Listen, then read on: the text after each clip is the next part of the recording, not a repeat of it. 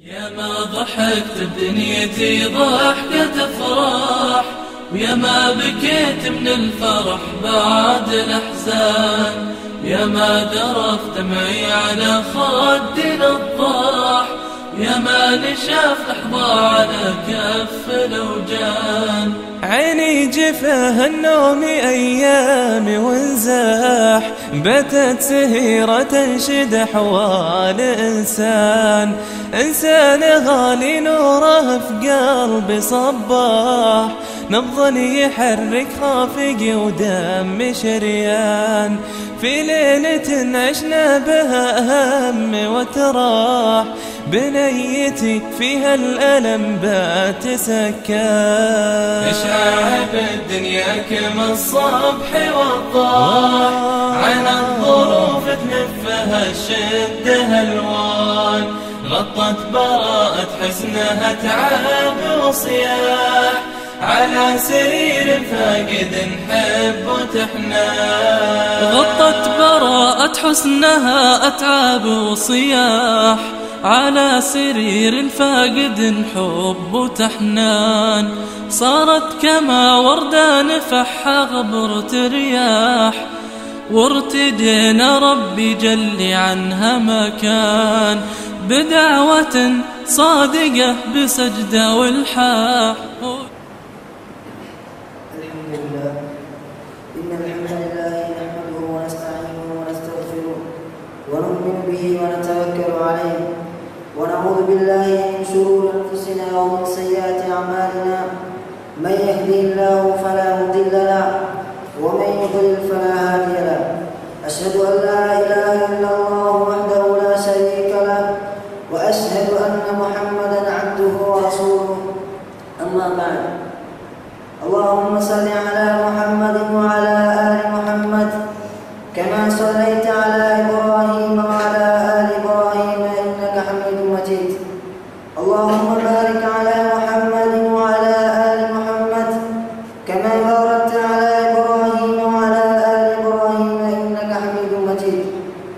وقال الله تعالى في القرآن الكريم بعد أعوذ بالله من الشيطان الرجيم، بسم الله الرحمن الرحيم. يا أيها الناس اتقوا ربكم الذي خلقكم من نفس واحدة وخلق منها زوجها وبث منهما رجالا كثيرا ونساء، واتقوا الله الذي تساءلون به والأرحام إن الله كان عليكم رقيبا. وقال أيضا يا أيها الذين آمنوا اتقوا الله حق تقاته ولا تموتن إلا وأنتم مسلمون. وقال أيضا يا أيها الذين آمنوا اتقوا الله وقولوا قولا سديدا يصلح لكم أعمالكم ويغفر لكم ذنوبكم، ومن يطع الله ورسوله فقد فاز فوزا عظيما. إن أصدق الحديث كتاب الله، وأحسن الهدي هدي محمد صلى الله عليه وسلم، وشر الأمور محدثاتها، وكل محدثة بدعة، وكل بدعة ضلالة، وكل ضلالة في النار. வார்த்தைகளிலே சிறந்த வார்த்தை அல்லாஹ்வுடைய வார்த்தையாகிய திருவேதம் என்றும், வழிகாட்டல்களிலே சிறந்த வழிகாட்டல் எம் அனைவருடைய வாழ்க்கையிலுமே எடுத்துடக்கத்தக்க வழிகாட்டல் எம்பெருமானார் ஸல்லல்லாஹு அலைஹி வஸல்லம் அவருடைய வழிகாட்டலாகிய சுன்னா என்றும், மார்க்கத்திலே மிக மோசமான விடயம் மார்க்கம் என்ற பெயரிலே எவையெல்லாம் புதிதாக உருவாக்கப்பட்டு மார்க்கத்துக்குள் புகுத்தப்பட்டிருக்கின்றனவோ அவைகள் அனைத்தும் நூதனங்கள், அந்த நூதனங்கள் அனைத்தும் வழிகேடுகள், அந்த வழிகேடுகள் அனைத்தும் நாளை மறுமையிலே இறை நிராகரிப்பாளர்களுக்காக தயாரித்து வைக்கப்பட்டிருக்கின்ற அந்த நரகத்தின்பாலை இட்டுச் செல்லும் என்ற நபிகள் நாயகம் ஸல்லல்லாஹு அலைஹி வஸல்லம் அவருடைய பொன்மொழியை கூறியவனாய் புனித ஜும்மாவுடைய கடமையை நிறைவேற்ற வேண்டும் என்ற ஒரு உன்னதமான நோக்கில அல்லாஹ்வுடைய அழைப்பை ஏற்று நேர காலத்தும் இந்த இடத்திலே ஒன்று குழுமியிருக்கின்ற எங்கள் அனைவருக்கும் அல்லாஹ் தஆலா எங்களுடைய எண்ணத்துக்கு ஏற்ற கூலியை வழங்குவானாக என்று பிரார்த்தித்தவனாய் இன்றைய தலைப்புக்குள் நுழைகின்றேன். அன்பார்ந்த தோழர்களே, அல்லாஹ்வின் நல்லடியார்களே, திருமறை குர்ஆனிலே அல்லாஹ் தஆலா நபிகள் நாயகம் ஸல்லல்லாஹு அலைஹி வஸல்லம் அவர்களுடன் அண்டி வாழ்ந்த அவர்களுடைய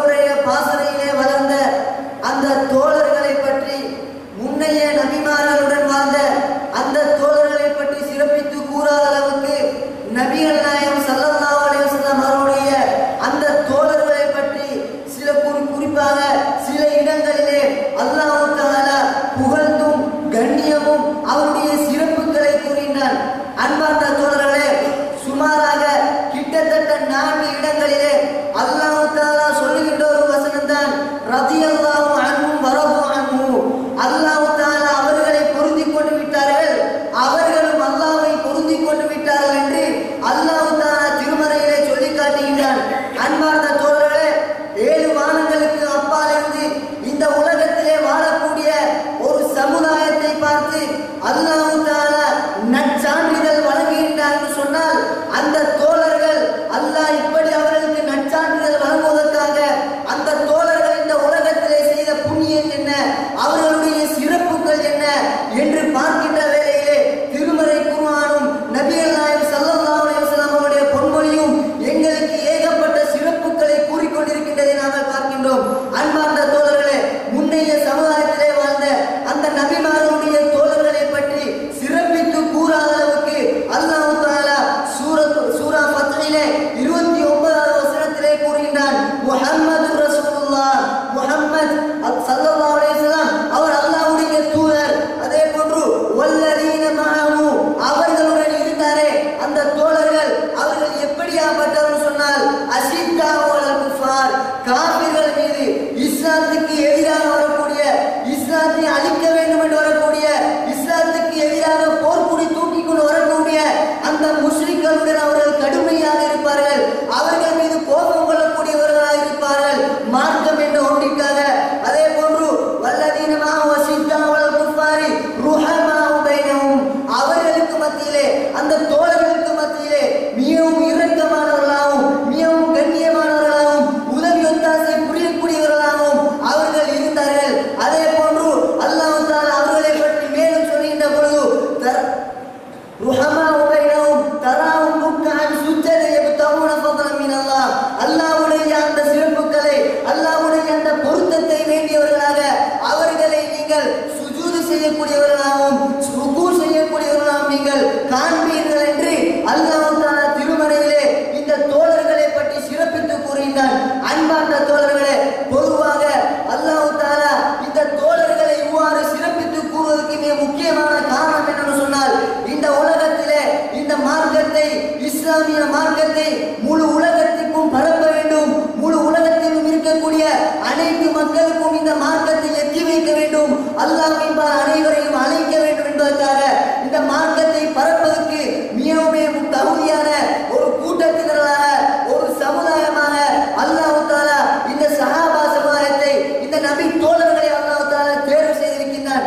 அன்பார்ந்த தோழர்களே, அல்லாஹ் தஆலா இந்த மேற்கூறிய வசனத்திலே கூறிய அவர்களை பற்றி கூறிய அந்த வர்ணனைகளை நாங்கள் அவருடைய வாழ்க்கையிலிருந்து பார்க்கின்ற பொழுது, அவருடைய வாழ்க்கை வரலாறுகளை பார்க்கின்ற பொழுது ஏகப்பட்ட அவருடைய சிறப்புகளையும் வர்ணனைகளையும் எங்களால் கண்டுகொள்ள முடிகிறது.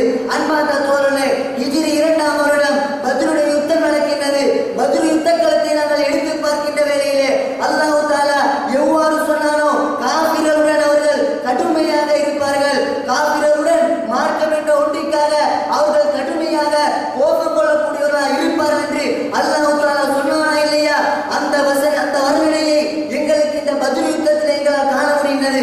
அன்பார்ந்த தோழர்களே, பத்ரு யுத்தத்துடைய கட்டத்தை எடுத்துக் கொள்வது, அந்த யுத்தம் நடைபெறுகின்ற அந்த காலகட்டத்தை எடுத்து பார்க்கின்ற பொழுது சஹாபாக்களுடைய எண்ணிக்கையை பார்க்கின்ற பொழுது மிகவுமே சொச்சமாக கிட்டத்தட்ட 313, அந்த 315க்கு இடைப்பட்ட இந்த எண்ணிக்கையை கொண்ட இந்த சஹாபாக்கள் தான் அந்த ஒரு படையை எதிர்த்து போராடுவதற்காக முனைகின்றார்கள். அன்பார்ந்த தோழர்களே, ஆள்பலமும் குன்றியவர்களாக, அதே போன்று ஆயுதமும் இல்லாத அந்த நிராயுதபாணியாக இருக்கக்கூடிய அந்த தோழர்கள், அந்த ஆயுதம் தாங்கி வரக்கூடிய தங்களுடைய கூட்டத்தை விட 3 மடங்கு அதிகமான அந்த முஸ்லிம்களை, ஆயுதம் தாங்கி வரக்கூடிய அந்த படையினர்களை அவர்கள் எதிர்வு கொள்கிறார்கள். அன்பார்ந்த தோழர்களே, அவர்கள் எதிர்கொள்கின்ற பொழுது நபிகள் நாயகம் ஸல்லல்லாஹு அலைஹி வஸல்லம் அவர்கள் அல்லாஹ்விடத்திலே பிரார்த்தனை செய்கிறார்கள். எந்த அளவுக்கு சொன்னால், யா அல்லாஹ், இந்த சிறு கூட்டமாக காணப்படக்கூடிய இந்த கூட்டத்தினர் அழிக்கப்பட்டு விட்டோம் சொன்னால், இன்றைய தினம் இந்த யுத்தத்திலே இந்த கூட்டத்தினர் அழிக்கப்பட்டு விடுவோம் சொன்னால், இதற்கு பின்னாடி உன்னை வணங்குவதற்காக இந்த உலகத்திலே மக்கள் இல்லாமல் போய்விடுவார்கள் என்று அந்த அளவுக்கு பயப்பட்டார்கள். அன்பார்ந்த தோழர்களே, இப்படியாப்பட்ட இந்த தருணத்திலே இந்த தோழர்கள் அல்லாஹ்விடத்திலே உதவியை வேண்டியவர்களாக, தன்னுடைய அத்தனை பொறுப்புகளையும் அல்லாஹ்விடத்திலே சாட்டியவர்களாக இந்த யுத்த களத்திலே குதிக்கின்றார்கள். அன்பார்ந்த தோழர்களே, காஃபிர்களுடன் நேரடியாக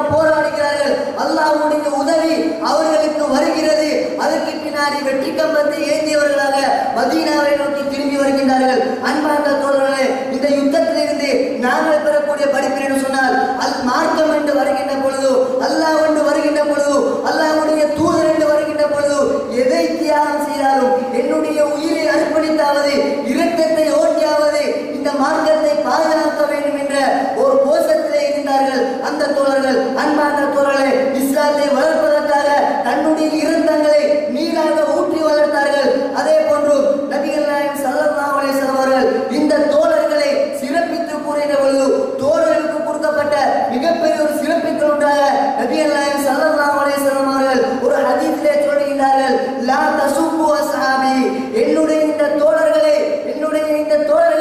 நீங்கள் ஏச வேண்டாம், நீங்கள் ஏச வேண்டாம் என்று நபிகள் நாயகம் ஸல்லல்லாஹு அலைஹி வஸல்லம் அவர்கள் சொல்லிவிட்டு அடுத்தபடியாக சொல்கிறார்கள், ஃபவல்லதி நஃப்ஸி, என்னுடைய ஆத்மா எவன் கைவசம் இருக்கின்றதோ, லவ் அன்ன அஹதகும் அன்ஃபக மிஸ்ல உஹதின் தஹபன் மா அத்ரக முத்த அஹதிஹிம் வலா நஸீபஹு, உங்களில் ஒருவர் நீங்கள் உஹது மலையளவு கூட நீங்கள் எவ்வளவு செலவு செய்தாலும், உஹது மலையளவு தங்கத்தை நீங்கள் செலவு செய்தாலும், அந்த தோழர்கள் ஒரு கைப்பிடி அளவு செலவு செய்த அந்த பெருமதியை, அந்த பெருமானத்தை நீங்கள் அடைந்து கொள்ள மாட்டீர்கள், அதில் ஒரு அரைவாசியாவது நீங்கள் அடைந்து கொள்ள மாட்டீர்கள் என்று நபிகள் நாயகம் ஸல்லல்லாஹு அலைஹி வஸல்லம் அவர்கள் சொல்லி காட்டினார்கள். அன்பார்ந்த தோழர்களே, இவ்வாறுக்கு அவர்கள் செய்த கொடைக்கும் அவர்கள் கொடுத்த ஒரு கைப்பிடி அளவுக்கும் நாங்கள் கொடுக்கக்கூடிய உஹது மலையளவுக்கும் ஏகப்பட்ட வித்தியாசத்தை நபிகள் நாயகம் ஸல்லல்லாஹு அலைஹி வஸல்லம் அவர்கள் சொல்லி காட்டுகின்றார் என்றால், அவர்களுடைய உள்ளம், அவர்கள் அதை செலவு செய்கின்ற பொழுது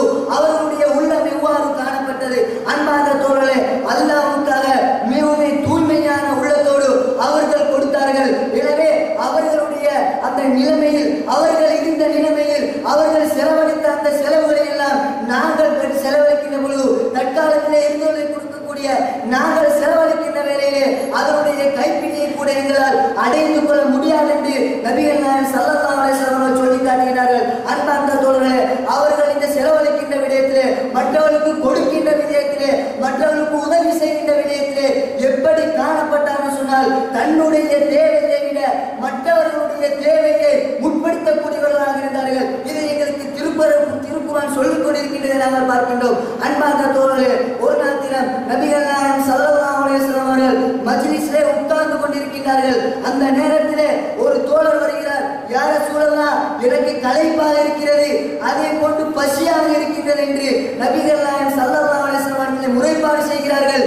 என்னுடைய பசியை போக்குவதற்காக ஏதாவது உணவு இருந்தால் எனக்கு தாருங்கள் என்று அந்த தோழர் கேட்கின்றார். அன்பார்ந்த தோழர்களே, அந்த நேரத்திலே நபிகள் நாயகம் ஸல்லல்லாஹு அலைஹி வஸல்லம் அவர்கள் ஒரு தோழரை தன்னுடைய மனைவியுடைய வீட்டுக்கு அனுப்புகிறார்கள். வீட்டிலே ஏதாவது உணவுகள் இருக்கின்றதா, இந்த தோழருக்கு கொடுப்பதற்கு ஏதாவது சாப்பாடுகள் இருக்கின்றன என்று மனைவி மாநிலத்திலே போய் விசாரித்துட்டு வருமாறு நபிகள் நாயகம் ஸல்லல்லாஹு அலைஹி வஸல்லம் அவர்கள் ஒரு தோழரை நபிகளுடைய மனைவியுடைய வீட்டுக்கு அனுப்புகிறார்கள். அன்பார்ந்த தோழர்களே, அந்த தோழர் திரும்பி வருகிறார். நபிகள் நாயகம் ஸல்லல்லாஹு அலைஹி வஸல்லம் இடத்திலே வந்து சொல்கிறார், யா ரசூலல்லாஹ், உங்களுடைய மனைவியுடைய வீட்டுக்கு சென்றேன், அவர்கள் சொன்ன பதில் என்ன தெரியுமா, வீட்டிலே நீரை தவிர வேற எந்த ஒன்றுமே கிடையாது, நீரை தவிர எந்த ஒரு உணவுமே கிடையாது என்று அந்த தோழர் நபிகள் நாயகம் ஸல்லல்லாஹு அலைஹி வஸல்லம் மனைவியிடமிருந்து பதிலை பெற்று வருகிறார். அன்பார்ந்த தோழர்களே, இன்னொரு மனைவி வீட்டுக்கு அனுப்புகிறார். இப்படி நபிகள் நாயகம் ஸல்லல்லாஹு அலைஹி வஸல்லம் அவர்கள் அவருடைய மனைவிமார்களுடைய வீட்டுக்கு இந்த தோழரை அனுப்பி சாப்பாடு ஏதாவது இருக்கின்றதா என்று விசாரித்து விட்டு வருமாறு சொல்கிறார். அன்பார்ந்த தோழர்களே, எல்லா மனைவிமாரிலிருந்தும் பெற்றுக்கொள்ளும் அந்த பதில் என்னன்னு சொன்னால், நீரை தவிர வேறு எந்த ஒன்றுமே கிடையாது என்று அந்த தோழர் வருகிறார். அன்பார்ந்த தோழர்களே, அந்த நேரத்திலே நபிகள் நாயகம் ஸல்லல்லாஹு அலைஹி வஸல்லம் அவர்கள் தன்னுடைய தோழர்களை பார்த்து சொல்கிறார்கள், அல்லாஹ்வுடைய விருந்தாளி இருக்கிறார், இதோ அல்லாஹ்வுடைய விருந்தாளி வந்திருக்கிறார், இவருக்கு உங்களில் யார் உணவளிப்பீர், உங்களில் யார் இவருக்கு விருந்தளிப்பீர் என்று நபிகள் நாயகம் ஸல்லல்லாஹு அலைஹி வஸல்லம் அவர்கள் அந்த தோழர்களை பார்த்து கேட்கின்றார்கள். அன்பார்ந்த தோழர்களே, அந்த நேரத்திலே மஜ்லிஸிலே இருந்த அபூ தல்ஹா ரலியல்லாஹு அன்ஹு அவர்கள் எழுப்புகிறார்கள், யா ரசூலல்லாஹ், இந்த அல்லாஹ்வுடைய விருந்தாளியை நான் கவனிக்கின்றேன், என்னுடைய வீட்டுக்கு கூட்டிட்டு போய் அவருக்கு தேவையான வசதிகளை நான் செய்து கொடுக்கின்றேன் என்று அந்த தோழர் எழுப்புகிறார். அன்பார்ந்த தோழர்களே, அந்த தோழர் என்ன செய்கிறார், வந்த அந்த பசியுடைய இருந்த களைப்புடன் இருந்த அந்த தோழரை அபூ தல்ஹா ரலியல்லாஹு அன்ஹு அவர்கள் கூட்டிக் கொண்டு அவருடைய வீட்டுக்கு செல்கிறார்கள்.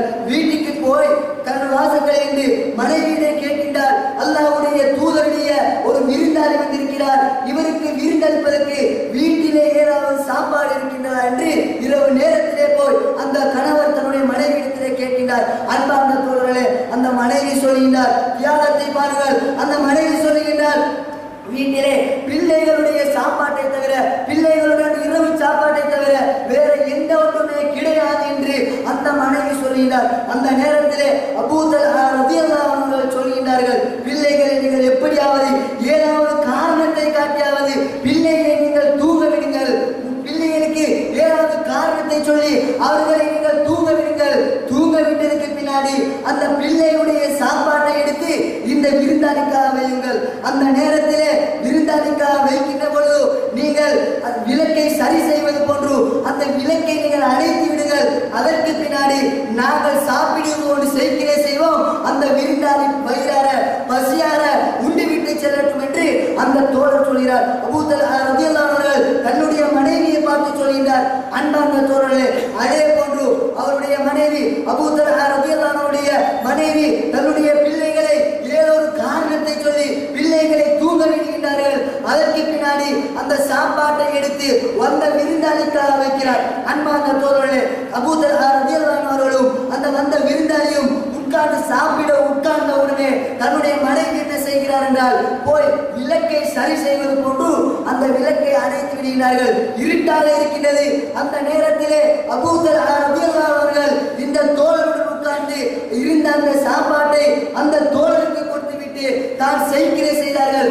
சாப்பிடுவது போன்று செய்கிறை செய்து அந்த தோழருடைய வயிறார, தோழருடைய பசியாவதற்காக அவருடைய வயிறு நிரம்பும் அளவுக்கு அந்த தோழருக்கு இந்த உணவை கொடுக்கின்றார்கள். அன்பார்ந்த தோழர்களே, உணவை கொடுத்துவிட்டு இரவையும் கழித்ததற்கு பின்னாலே நபிகள் நாயகம் ஸல்லல்லாஹு அலைஹி வஸல்லம் மஜ்லிஸுக்கு மறுநாள் காலை வருகிறார். அந்த தோழர் அபூ தல்ஹா ரலியல்லாஹு அன்ஹு நபிகளுடைய மஜ்லிஸுக்கு வருகிறார்கள்.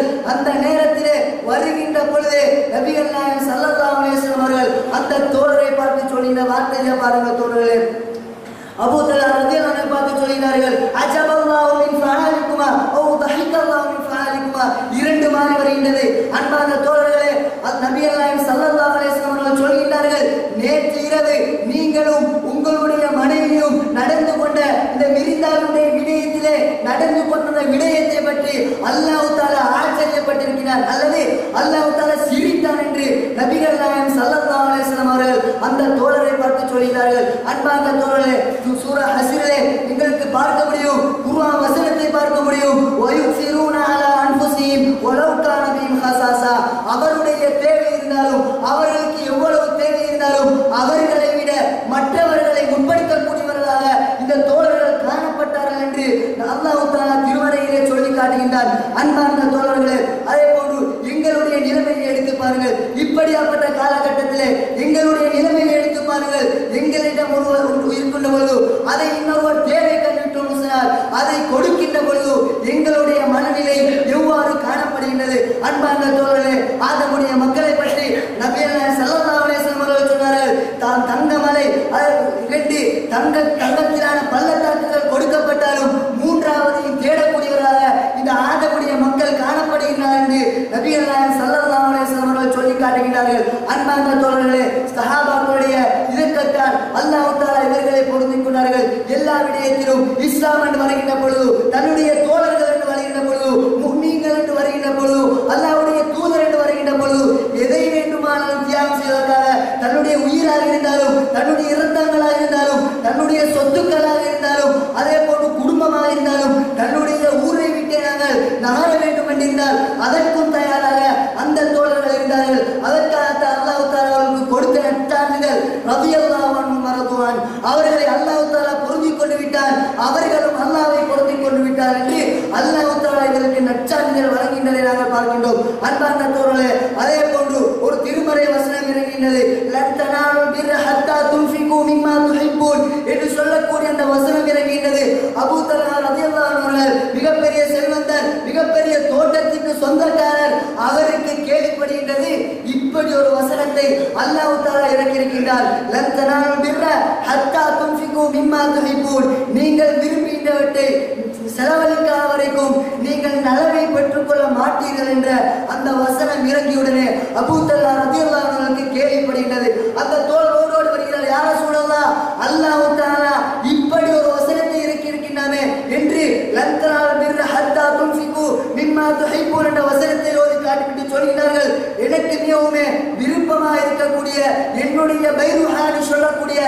இந்த தோட்டம் எனக்கு மிகவும் விருப்பமாக இருக்கக்கூடிய என்னுடைய சொத்துக்கள் ஒன்றாக இருக்கிறது. யா ரசூலல்லாஹ், இன்றைய தினம் இதை நான் அல்லாஹ்வுடைய பாதையிலே செலுத்தி விட்டேன், அல்லாஹ்வுக்காக இதை தர்மம் செய்து விட்டேன் என்று அந்த தோழர் சொல்கிறார். அன்பார்ந்த தோழர்களே, இப்படியாப்பட்ட உள்ளம் கொண்டவராக குர்ஆனுடைய வசனம் இறங்கிவிட்டோம் சொன்னால் குர்ஆனுடைய வசனத்துக்கு கட்டுப்படக்கூடியவர்களாக நபிகள் நாயகம் ஸல்லல்லாஹு அலைஹி வஸல்லம் அவர்கள் ஏதாவது ஒரு விடயத்தை ஏறிவிட்டார்கள் சொன்னால் அதற்கு உடனே கட்டுப்படக்கூடியவர்களாக, தன்னிடம் இருக்கக்கூடிய ஒரு செயலை தடுத்து விட்டார்கள் சொன்னால் அடுத்த கடமை அதை தடுத்துக் கொள்ளக்கூடியவர்களாக, கட்டுப்பாடுள்ள ஒரு சமுதாயமாக அந்த தோழர்கள் காணப்பட்டார்கள். அல்லாஹ் தஆலா இதற்காக அவர்களை பொருந்திக் கொண்டு விட்டான்னு சொல்கிறார். அன்பார்ந்த தோழர்களே, அதே போன்றுதான் குர்ஆனிலே இன்னும் ஒரு வசனத்தை பார்க்க முடியுது. சுஹைப் இப்னு சினான் என்று சொல்லக்கூடிய ரலியல்லாஹு அன்ஹு, சுஹைப் இப்னு சினான் சொல்லக்கூடிய ஒரு சஹாபி, இவருடைய வரலாற்றை நாங்கள் எடுத்து பார்க்கின்ற பொழுது இவர் ரோம் தேசத்திலே இருந்து இஸ்லாத்தை ஏற்றுக்கொள்ள மக்காவுக்கு வருகிறார்கள். மக்காவிலே வந்து இஸ்லாத்தை ஏற்றுக்கொள்கிறார்.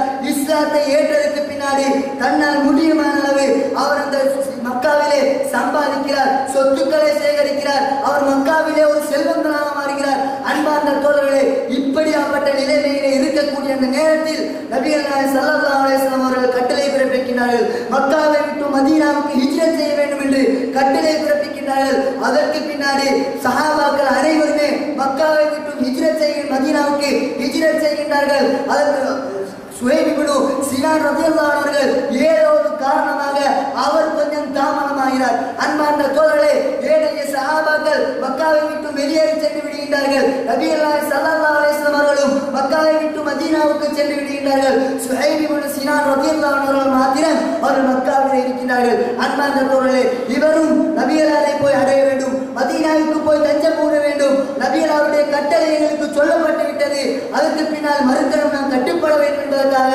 அவரும் என்ன செய்கிறார் என்றால் மக்காவிலே இருந்து மதீனாவை நோக்கி அவர் ஹிஜ்ரத் செய்கின்றார். அன்பார்ந்த தோழர்களே, அவர் ஹிஜ்ரத் செய்கின்ற வழியிலே இந்த மக்கத்து முஸ்லிம்கள் எல்லாம் இவரை கண்டு விடுகின்றார்கள். கண்டு அவரை பின்னால் துரத்தி வருகின்றார்கள். அன்பார்ந்த தோழர்களே, அந்த நேரத்திலே சுஹைப் இப்னு சினான் ரலியல்லாஹு அன்ஹு அவர்கள் போய் ஒரு மலையிலே ஏறி நிற்கிறார்கள். மலையிலே ஏறி நின்று தன்னிடம் இருக்கக்கூடிய அந்த அம்புகளை சுட்டி காட்டியவராக சொல்கிறார், குறைஷிகளே, முஸ்லிம்களே, உங்களுக்கு நான் எந்த அளவுக்கு இந்த அம்பு எய்வதிலே மிகவும் சிறப்பு மிக்கவன், அதிலே நான் வித்தைக்காரன் என்று அந்த சுஹைப் இப்னு சினான் ரலியல்லாஹு அன்ஹு சொல்லிவிட்டு என்னிடம் இருக்கக்கூடிய இந்த அம்புகள் அனைத்தும் முடியும் வரைக்கும், அனைத்தும் இல்லாமல் போகும் வரைக்கும் உங்களுடன் நான் போராடத்துக்கு தயாராக இருக்கின்றேன். நீங்கள் என்னை நெருங்கி வர வேண்டாம், வந்தீர்கள் சொன்னால் உங்களை நான் இந்த அம்புகளின் மூலமாக தாக்குவேன், அல்லது அம்பு முடிந்து விட்டால் இருக்கக்கூடிய இந்த வாளை நான் உங்களுக்கு நான் போர் செய்வேன் என்று அந்த தோழர் வீரமாக சொல்லுகிறார். அன்பான தோழரே, ஆரம்பத்திலே அந்த குறைஷியினர்கள் பின்வாங்குகிறார்கள் என்றாலும் தனி மனிதனாக இருக்கக்கூடிய அந்த தோழரிடத்தில் நாங்கள் கூட்டமாக இருந்து இவர்களுக்கு நாங்கள் பயந்து பின்வாங்க வேண்டுமா என்று ஒரு ஆவேசத்திலே ஒரு பெருமை உணர்வுடன் அவர்கள் அவரை நோக்கி செல்கின்றார். அன்பான தோழர்களே, அந்த நேரத்திலே இவர் தாக்க முற்படுகின்ற பொழுது அந்த குறைஷிகள் சொல்கிறார்கள், சுஹைபே, நீ மக்காவுக்கு வெளியே இருந்து மக்காவிலே தஞ்சம் புகுந்து மக்காவிலே இருக்கக்கூடிய சொத்துக்களை எல்லாம் நீ சம்பாதித்து செல்வந்தனாகி அதற்கு பின்னாடி இந்த சொத்துக்களை எடுத்து கொண்டு போய் மதீனாவிலே கொடுக்க போகின்றியா, முஹம்மதுக்கு நீ கொண்டு போய் கொடுக்க போகின்றியா, உன்னை நாங்கள் விடவே மாட்டோம் என்று அந்த குறைஷிகள் சொல்லுகின்றார்கள். அன்பார்ந்த தோழர்களே, அந்த நேரத்திலே சுஹைப் இப்னு சினான் ரலியல்லாஹு அன்ஹு அவர்கள் சொல்லுகின்ற வார்த்தையை பாருங்கள். அவர்கள் சொல்லுகின்றார்கள், உங்களுக்கு சொத்து தானே தேவை, உங்களுக்கு சொத்து தான் தேவை என்றிருந்தால் என்னுடைய இந்த சொத்துக்கள் இந்த மலைக்கு பின்னாடி இந்த வீட்டிலே இருக்கின்றது, இங்கே போய் நீங்க இந்த சொத்துக்களை எடுத்துக் கொள்ளுங்கள். அதுவும் உங்களுக்கு போதாமல் இருந்தால் என்னுடைய மனைவி இந்த இடத்தில் இருக்கின்றார், அவரிடம் போய் நீங்கள் இருக்கக்கூடிய எல்லா சொத்துக்களையும் கேட்டுக்கொண்டு செல்லுங்கள். ஆனால் ஒரு கண்டிஷன் போடுகிறார், ஒரு நிபந்தனை போடுகிறார், என்னை நீங்கள் நபிகளிடத்திலே முஹம்மது நபி ஸல்லல்லாஹு அலைஹி வஸல்லம் அவரிடத்திலே எந்த ஒரு ஆபத்தும் இல்லாமல் அங்கே போய் சேர்வதற்காக எனக்கு அனுமதி அளிக்க வேண்டும், எனக்கு நீங்கள் வழிவிட வேண்டும் என்ற ஒரு நிபந்தனை பிரகாரம் அனைத்து சொத்துக்களுமே அந்த காபிர்களுக்கு அந்த முஸ்லிம்களுக்கு கொடுத்துவிட்டு நபிகளிடத்திலே போய் இருக்கிறார்கள். அன்பார்ந்த தோழர்களே, நபிகள் நாயகம் ஸல்லல்லாஹு அலைஹி வஸல்லம் இடத்திலே மதீனாவை நோக்கி அந்த தோழர் செல்கின்ற நேரத்திலே நபிகள் நாயகம் ஸல்லல்லாஹு அலைஹி வஸல்லம் அவர்கள் சொல்கிறார்கள், அபூ யஹ்யாவே, அபூ யஹ்யாவே, நீங்கள் செய்கிற வியாபாரத்திலே உங்களுக்கு இலாபத் தந்து விட்டது, இலாபத்தை அடைத்துக் கொண்டு விட்டீர்கள், இருக்கிறீர்கள் என்று நபிகள் நாயகம் ஸல்லல்லாஹு அலைஹி வஸல்லம் அவர்கள் சொல்லிவிட்டு திருமறை வசனத்தை ஓதி காட்டுகிறார்கள். அல்லாஹ் தஆலா வசனத்தை இருக்கின்றார், வமினன் நாஸி மய்யஸி நஃப்ஸஹு இப்திகா மர்லாத்தில்லாஹ். அல்லாஹ்வுடைய பொருத்தத்தை வேண்டியவர்களாக, அல்லாஹ்வுடைய பொருத்தத்தை தேடக்கூடியவர்கள், அவர்கள் தன்னையே விற்கக்கூடியவர்களும் மனிதர்களே இருக்கிறார்கள் என்று அந்த திருமறை வசனத்தை ஓதி காட்டுகிறார்கள். அன்பார்ந்த தோழர்களே, இப்படித்தான் தோழர்களுடைய வாழ்க்கை காணப்பட்டது. எதை வேண்டுமென்றாலும் தியாகம் செய்யக்கூடியவர்களாக இருந்தார்கள். இஸ்லாம் என்று வந்தால் உண்மையாகவே தான் கட்டுப்பட்டு நடக்கக்கூடியவர்களாக, வெளிரங்கமாக கிடையாது, மாத்திரமாக உண்மையாகவே அல்லாஹ்வுக்கு கட்டுப்பட்டவர்களாகவும் அதே போன்று நபி ஸல்லல்லாஹு அலைஹி வஸல்லம் வார்த்தைகளுக்கு கட்டுப்பட்டவர்களாக காணப்பட்டார்கள். இப்படி இருக்கிறவர்கள் எரி கற்களை எல்லாம், நரகத்துடைய கற்களை எல்லாம் ஒரு கடவுள் என்று நினைத்து வணங்கிக் கொண்டிருந்த அந்த சமுதாயத்தை நபி ஸல்லல்லாஹு அலைஹி வஸல்லம் அவர்களுடைய இந்த கட்டளைகளுக்கு கட்டுப்பட்டவர்களாக அவர்கள் சுவனத்தை நோக்கி வருகின்றார் என்றால், அன்பார்ந்த தோழர்களே, எந்த அளவுக்கு இவர்களுடைய தியாகங்கள் காணப்பட்டிருக்கின்றதை நாங்கள் பார்க்கிறோம். இது மாத்திரமல்லாமல் இவர்களுடைய தியாகங்கள் மாத்திரம்தான் இவர்களுக்கு அல்லாஹ் தஆலா நற்சான்றிதழ் வழங்குவதற்கான காரணம் கிடையாது. மாற்றமாக அவர்கள் எந்த அளவுக்கு சொன்னால், உஸ்மான் ரலியல்லாஹு அன்ஹு அவர்கள் தபூக் யுத்தத்துக்கு தயாராகின்ற வேளையிலே அதுக்கு தேவையான பணங்கள் வசூலிக்கப்படுகிறது. அந்த நேரத்தில் உஸ்மான் ரலியல்லாஹு அன்ஹு அவர்கள் தன்னிடம் இருக்கக்கூடிய சொத்துக்களை அள்ளி வழங்குகின்றார்கள். கிட்டத்தட்ட 9க்கும் மேற்பட்ட ஒட்டகங்களை கொடுக்கின்றார்கள், 1000 தீனார் காசுகளை கொடுக்கின்றார்கள், இன்னும் அவர்கள் இருக்கக்கூடிய பல சொத்துக்களை அந்த யுத்தத்திற்காக கொடுக்கின்றார்கள். அன்பார்ந்த தோழர்களே, எந்த அளவுக்கு சொன்னால் நபிகள் நாயகம் ஸல்லல்லாஹு அலைஹி வஸல்லம் அவர்கள் சொல்கிறார்கள், இதற்கு பின்னாடி உஸ்மான் ரலியல்லாஹு அன்ஹு எதை செய்தாலும் அவருக்கு பாவமாக கருதப்படாது என்கின்ற அளவுக்கு நபிகள் நாயகம் ஸல்லல்லாஹு அலைஹி வஸல்லம் அவர்கள் அந்த தோழருடைய அந்த தியாகத்தை, அவர் செலவழித்த அந்த செலவழிப்பை நபிகள் நாயகம் ஸல்லல்லாஹு அலைஹி வஸல்லம் அவர்கள் பாராட்டி சொல்கிறார்கள். அதே போன்று இவர்களுடைய தியாகம் என்றால், கஷ்டப்பட்டு வருகின்ற தன்னுடைய தலைவரிடத்திலே அடிமையாக இருந்த அடிமைகளை வாங்கி உரிமையுடக்கூடியவர்களாகவும் இந்த தோழர்கள் காணப்பட்டார்கள் என்பதை நாங்கள் பார்க்கின்றோம். அன்பார்ந்த தோழர்களே, இந்த சஹாபாக்களுடைய தியாகம் வருகின்ற பொழுது இவர்களை அல்லாஹ் தஆலா ஏன் பொருந்திக் கொள்வான் வருகின்ற பொழுது எல்லா விடயங்களையும் கூற முடிகின்றது. அடிக்கடிக்காக இவருடைய வாழ்க்கை வரலாற்றை நாங்கள் எடுத்து பார்க்கின்ற பொழுது அடிக்கடிக்காக சொல்லிக்கொண்டே போக முடியும். அன்பார்ந்த தோழர்களே, இப்படித்தான் இந்த தோழர்கள் அல்லாஹ்வுக்காக வாழ்ந்தார்கள். ஒரு திருமறை வசனம் இறங்கிவிட்டது சொன்னால் அந்த வசனங்கள் தனக்காகத்தான் இறங்கியது என்று தனக்காக அந்த வசனங்களை எடுத்துக் கொள்ளக்கூடியவர்களாக இருந்தார்கள். அன்பார்ந்த தோழர்களே, இப்படி இந்த சஹாபாக்களுடைய தியாகங்கள், அதே போன்று இவர்கள் செய்தவருடைய செலவழிப்புகள், இவர்கள் குடும்பத்துடன் அவர்கள் நடந்து கொண்ட விதம், அதே போன்று முஃமின்களுடன் நடந்து கொண்ட விதம், இவருடைய குணாதிசயங்கள் எல்லாவற்றையும் நாங்கள் ஒட்டுமொத்தமாக பார்த்து அல்லாஹ் தஆலா தேர்வு செய்கிறார். அத்தனைக்கும் தகுதியாக இந்த மார்க்கத்தை பரப்புவதற்கு தகுதியான ஒரு கூட்டமாக என்று சொன்னால் இந்த சஹாபாக்கள் தான் என்று அல்லாஹ் தஆலா இவர்களை தேர்வு செய்கின்றார்கள். எனவே அன்பார்ந்த தோழர்களே, இவர்களுடைய இந்த தியாகங்கள், அதே போல இவருடைய சரித்திரங்கள் என்று பார்க்கின்ற வேளையிலே ஏராளமான சரித்திரங்களை எங்களால் பார்க்க முடிகின்றது. அல்ஹம்துலில்லாஹி ரப்பில் ஆலமீன், வஸ்ஸலாத்து வஸ்ஸலாமு அலா சய்யிதினா முஹம்மதின் வ அலா ஆலிஹி வ ஸஹ்பிஹி அஜ்மஈன். அன்பார்ந்த தோழர்களே, அல்லாஹ்வின் நல்லடியார்களே, இதுவரை நேரமும் சஹாபாக்கள் பொருந்திக் கொள்ளப்பட்டது எதற்காக என்பதற்காக அவருடைய வாழ்க்கை வரலாற்றிலிருந்து பல சரித்திரங்களை எடுத்துக்காட்டாக பார்த்தோம். அன்பார்ந்த தோழர்களே, அதே போன்று இவர்களுடைய வாழ்க்கை, இவர்களை அல்லாஹ் தஆலா பொருந்திக் கொள்வதற்காக இன்னும் முக்கியமான காரணங்கள் என்றுதான் இவர்கள் கட்டுப்படக்கூடிய சமுதாயமாக இருந்தார்கள். அல்லாஹ்வுக்கும் அல்லாஹ்வுடைய தூதருக்கும் அடிபணியக்கூடியவர்களாக இருந்தார்கள். எந்த அளவுக்கு சொன்னால், ஒரு திருமறை வசனம் இறங்கிவிட்டோன்னு சொன்னால், ஒரு திருமறை வசனம் பொதுவாக இறங்கிவிட்டோன்னு சொன்னால் அந்த வசனத்தை தன்னுடைய விடயத்தில் தான் இறங்கி இருக்கின்றது, தனக்காகத்தான் இந்த வசனம் சொல்லப்பட்டிருக்கின்றது என்று அவர்கள் நினைக்கக்கூடியவர்களாக இருந்தார்கள். அன்பான தோழர்களே, எந்த அளவுக்கு சொன்னால், ஒரு நாள் தினம் நபிகள் நாயகம் ஸல்லல்லாஹு அலைஹி வஸல்லம் அவருடைய மஜ்லிஸுக்கு வரக்கூடிய சாபித் இப்னு கைஸ் என்று சொல்லக்கூடிய சஹாபியை சில நாட்களாக அந்த மஜ்லிஸுக்கு காணவில்லை. மஜ்லிஸுக்கு அந்த தோழர் சில நாட்களாக சமூகம் அளிக்கவில்லை. இந்த நேரத்தில் நபிகள் நாயகம் ஸல்லல்லாஹு அலைஹி வஸல்லம் அவர்கள் சஹாபாக்களை விசாரிக்கிறார்கள், தோழர்களே, சாபித் இப்னு கைஸை காணவில்லையே, இவர் 2 நாட்களாக காணவில்லையே, இவருக்கு என்ன நேர்ந்திருக்கிறது, இவருடைய நிலவரங்களை யாரால் அறிந்து வர முடியும் என்று நபிகள் நாயகம் ஸல்லல்லாஹு அலைஹி வஸல்லம் அவர்கள் அந்த தோழரை பார்த்து கேட்கிறார்கள். அன்பார்ந்த தோழர்களே, அந்த நேரத்திலே ஒரு சஹாபி என்றார், யா ரசூலல்லாஹ், சாபித் இப்னு கைஸ் பற்றிய அந்த விடயத்தை விவரங்களை நான் அறிந்து வருகின்றேன் என்று அந்த தோழர் சாபித் இப்னு கைஸ் ரலியல்லாஹு அன்ஹு வீட்டுக்கு செல்கின்றார்கள். அன்பார்ந்த தோழர்களே, வீட்டுக்கு போய் பார்த்து சொன்னால் சாபித் இப்னு கைஸ் ரலியல்லாஹு அன்ஹு அவர்கள் வீட்டிலே ஒரு மூலையிலே முடங்கி கிடந்தவர்களாக அழுது புலம்பக்கூடியவர்களாக இந்த தோழர் காணப்படுகிறார். அன்பார்ந்த தோழர்களே, அவரை பார்ப்பதற்காக சென்ற அந்த நபி தோழர் சாபித் இப்னு கைஸ் ரலியல்லாஹு அன்ஹு அவர்களை பார்த்து கேட்கிறார்கள், சாபித் இப்னு கைஸே, நபிகள் நாயகம் ஸல்லல்லாஹு அலைஹி வஸல்லம் அவர்கள் உங்களுடைய மஜ்லிஸுக்கு நீங்கள் வராமைக்கான காரணத்தை அறிந்து வருமாறு என்னை அனுப்பி இருக்கின்றார்கள். நீங்கள் ஏன் நபிகளாருடைய சமூக மஜ்லிஸுக்கு சமூகம் அளிக்கவில்லை? அதற்கான காரணம் என்ன என்று அந்த தோழர் சாபித் இப்னு கைஸ் ரலியல்லாஹு அன்ஹு கேட்கின்றார். அந்த தோழரே, அந்த தோழர் சொல்லுகின்ற வார்த்தை என்ன சொன்னால், திருமறையிலே ஒரு வசனம் இறக்கப்பட்டிருக்கின்றது. லா யா அய்யுஹல்லதீன ஆமனு லா தர்ஃபஉ அஸ்வாதகும் ஃபௌக ஸௌத்தின் நபி வலா தஜ்ஹரு லஹு பில் கௌலி கஜஹரி பஅதிக்கும் என்று சொல்லக்கூடிய இந்த வசனம் இறங்கி இருக்கிறது. இந்த வசனம் எனக்காக இறங்கி இருக்கிறது. என்னன்னு சொன்னால், நபிகளாருடைய முன்னிலையிலே, ஈமானுடைய விசுவாசிகளே, நபிகளாருடைய முன்னிலையிலே நீங்கள் உங்களுடைய சத்தங்களை உயர்த்தி பேச வேண்டாம். உங்களுடைய சத்தங்களை நீங்கள் உயர்த்தி பேச வேண்டாம். ஏனைய தோழர்களை நீங்கள் அழைப்பது போன்று நபிகளாரை நீங்கள் அழைக்க வேண்டாம் என்று அல்லாஹ் தஆலா வசனத்தை இறக்கின்றார். சாபித் இப்னு கைஸ் ரலியல்லாஹு அன்ஹு அவர்களை பொறுத்தவரையிலே இயற்கையிலே சத்தம் உயர்ந்த ஒரு தோழராக காணப்படுகிறார். அவர் மெதுவாக பேசினாலும் அதிகமான சத்தம் வரக்கூடிய ஒரு தோழர் இயற்கையிலே சத்தமுடையவராக காணப்பட்டார். இந்த தோழர் இருக்கிறார், அல்லாஹ் தஆலா என்னுடைய விடயத்தில் தான் இந்த வசனத்தை இறக்கியிருக்கின்றார். நான் தான் மஜ்லிஸிலே சத்தம் போட்டு பேசக்கூடியவன், நபிகளாருடைய மனதிலே ஏதாவது புண்பட்டு விட்டதோ என்று நான் அஞ்சுகிறேன். அல்லாஹ் தஆலா இந்த வசனத்தை இறக்கியிருக்கின்றார்.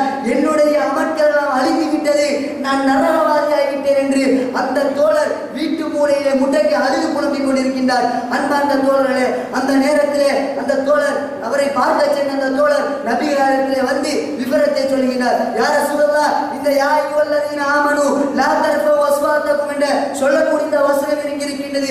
அவருடைய விடயத்தில் இறங்கியதாக அவர் கூறுகிறார். அதற்காக அழுது புலம்புகிறார். அவருடைய அமல்கள் எல்லாம் அழிந்து விட்டேன்னு சொல்கிறார், நரகவாதியாகிவிட்டார் என்று சொல்கிறார் என்று நபிகளாரிடத்திலே முறைப்பாடு செய்கிறார்கள். அன்பார்ந்த தோழர்களே, அந்த நேரத்திலே நபிகள் நாயகம் ஸல்லல்லாஹு அலைஹி வஸல்லம் சொல்கிறார்கள், இல்லை, போய் சொல்லுங்கள், சாபித் இப்னு கைஸிடம் சொல்லுங்கள், அவர் சுவர்க்கவாதி, அவருடைய விடயத்தில் இந்த வசனம் இறங்கவில்லை என்று நபிகள் நாயகம் ஸல்லல்லாஹு அலைஹி வஸல்லம் அவர்கள் அந்த தோழருக்கு நற்செய்தி சொல்லி அனுப்பினார்கள். அன்பார்ந்த தோழர்களே, இப்படித்தான் சஹாபாக்களுடைய வாழ்க்கை காணப்பட்டது.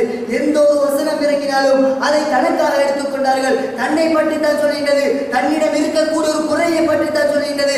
அதே போன்று தன்னிடம் காணப்படாத, என்னுடைய பழக்கத்தில் இல்லாத ஒரு வணக்கத்தை எடுத்துக் கொள்ளுமாறு சொல்கிறது என்றெல்லாம் அந்த வசனங்களை தனக்காக விளங்கக்கூடிய சமுதாயமாக காணப்பட்டார்கள். அன்பான தோழர்களே, இந்த நேரத்திலே, இந்த நிலைமையிலே எங்களுடைய நிலைமையை நாங்கள் சிந்தித்து பார்க்கின்ற பொழுது, பிரசங்கங்களை கேட்கின்ற பொழுது, குர்ஆனிய வசனங்கள் ஓதி காட்டப்படுகின்ற பொழுது, அதற்கான விளக்கங்கள் சொல்லப்படுகின்ற பொழுது, ஹதீஸ்கள் எல்லாம் எங்களுக்கு முன்னால் முன்மொழியப்படுகின்ற பொழுது, இத்தனை ஹதீஸ்களையும் இந்த வசனங்கள் எல்லாம் இவர் எப்படி யோசிக்கிறார் என்றால், இந்த வசனம் இன்னாருடைய விடயம், இன்னாருக்கு இப்படி பொருந்தக்கூடியதாக இருக்கின்ற என்று தன்னை விட்டுவிட்டு மற்றவர்களை சிந்திக்கக்கூடியவராக இருக்கின்றோம். அன்பார்ந்த தோழர்களே, ஆனால் அந்த தோழருடைய வாழ்க்கையை வாழ்ந்தால் எந்த ஒன்றும் தனக்காக எடுக்கக்கூடியவர்களாக இருந்தார்கள். அன்பார்ந்த தோழர்களே, இதற்காகத்தான் அல்லாஹ் தஆலா அவர்களை பொருந்திக் கொண்டார்கள். அதே போன்று முழு மார்க்கத்தையும் உலகத்துக்குமே எட்டி வைக்கக்கூடிய பொறுப்பை கொடுக்கப்படக்கூடிய இடத்திலே ஏகப்பட்ட குணாதிசயங்களை அந்த தோழர்களுடைய வாழ்க்கையில் நீங்கள் கண்டுகொள்ள முடிகின்றது.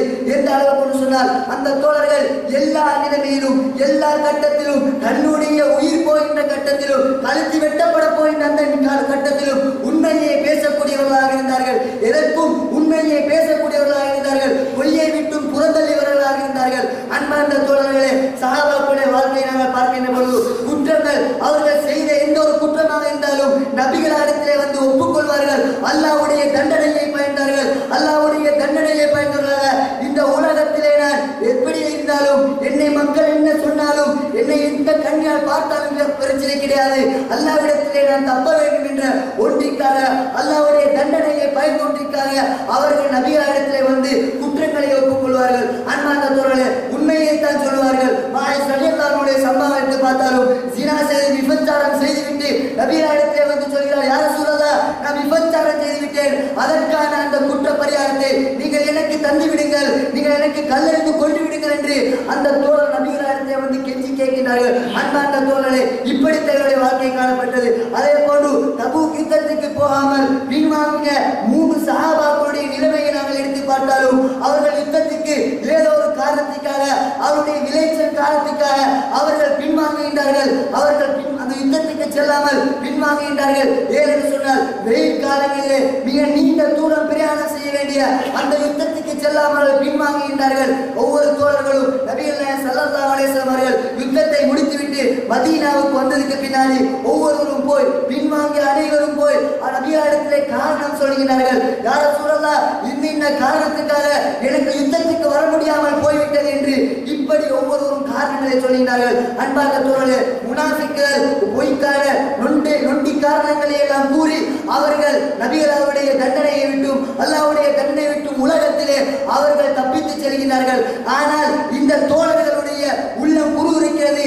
என்னதான் நடந்தாலும், என்ன பிரச்சனைகள் வந்தாலும், உயிர் போனாலும் பரவாயில்லை, அல்லாஹ்விடத்திலே தப்ப வேண்டும், அல்லாஹ்வுடைய தண்டனை மிகப்பெரியது என்று உணர்ந்தார்கள். நபிகளிடத்திலே வந்து அவர்கள் யுத்தத்துக்கு செல்லாததான காரணத்தை சொல்கிறார்கள். அன்பார்ந்த தோழர்களே, கிட்டத்தட்ட அவர்கள் அந்த காரணத்தை சொன்னதுக்கு பின்னாடி உலகத்திலே அவர்கள் அனுபவித்த அந்த நெருக்கடி, அந்த கஷ்டங்களை அவர்களால் மரணிக்க முடியாத அளவுக்கு கஷ்டப்படுகிறார்கள். கிட்டத்தட்ட நடமாடும் சிறைச்சாலை என்று சொல்ல முடியும். அன்பார்ந்த தோழர்களே, அந்த அளவுக்கு மதீனாவிலே இருக்கின்றார்கள்.